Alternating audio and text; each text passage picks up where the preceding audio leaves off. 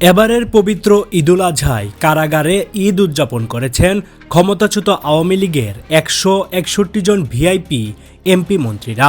আওয়ামী লীগ সরকারের সাবেক আইনমন্ত্রী আনিসুল হক, শিল্পমন্ত্রী আমির হোসেন আমু, তথ্যমন্ত্রী ও জাসদ সভাপতি হাসানুল হক ইনু, বেসামরিক বিমান পরিবহন ও পর্যটন মন্ত্রী ওয়ার্কার্স পার্টি সভাপতি রাশেদ খান মেনন, শিক্ষামন্ত্রী ডাক্তার দীপু মনি, সংস্কৃতিমন্ত্রী আসাদুজ্জামান নূর, বাণিজ্যমন্ত্রী টিপু মুন্সি, শেখ হাসিনার উপদেষ্টা সালমান এফ রহমান, তৌফিক ই এলাহি চৌধুরী, সাবেক মেয়র আতিকুল ইসলাম এবং সাবেক প্রতিমন্ত্রী জুনাইদ আহমেদ পলক সহ বিভিন্ন হেভিওয়েট মন্ত্রী এমপিদের এবারের ঈদ নিয়ে টানা 4টি ঈদ কারা অভ্যন্তরী কাটল।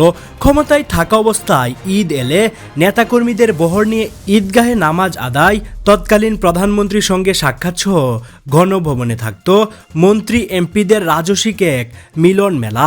তবে এবার দেখা গেল এক ভিন্ন চিত্র। মাথার উপর বিভিন্ন মামলার বিচারের খড়গ ও কিভাবে কারামুক্ত হবেন এসব ভাবতে ভাবতেই যেন এবারের ঈদটা কাটল তাদের।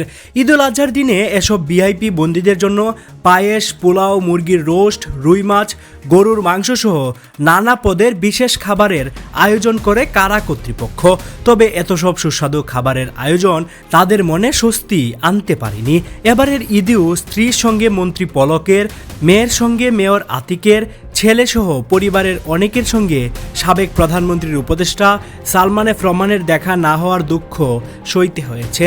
ঈদের দিন সকালে ঢাকার কেরানীগঞ্জের বিশেষ কারাগারে থাকা ভিআইপি আসামিরা একসঙ্গে নামাজ আদায় করেন। এ সময় নিজেদের মধ্যে কিছু সময় কুশল বিনিময় ও খুশ গল্পে মেতে ওঠেন তারা। এদিন দিনব্যাপী বিশেষ খাবার দাবারের আয়োজন করে কারা কর্তৃপক্ষ। সকালের নাস্তায় দেয়া হয় পায়েস, শ্যামায়ের সঙ্গে মুড়ি। দুপুরের খাবারের তালিকায় ছিল পোলাও, গরুর মাংস, একটি মুরগির রোস্ট, মিষ্টি, ডিম, কোল্ড ড্রিঙ্কস, পান এবং সুপারি। অন্য ধর্মাবলম্বী বন্দীদের জন্য গরুর মাংসের পরিবর্তে খাসির মাংস পরিবেশনের ব্যবস্থা রাখা হয়। এছাড়া রাতের খাবারে বন্দীদের জন্য সাদা ভাত, আলুর দম এবং রুই মাছ ভাজার আয়োজন করা হয়। কারা সূত্র জানায়, ঈদের দিন পরিবারের সদস্যদের সঙ্গে সাক্ষাৎ ও সীমিত পরিসরে ফোনে কথা বলার সুযোগ দেওয়া হয়েছিল।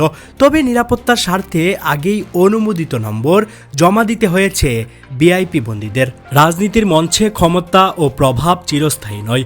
এবারের ঈদ যেন সেই বাস্তবতার একটি বড় উদাহরণ হয়ে থাকলো।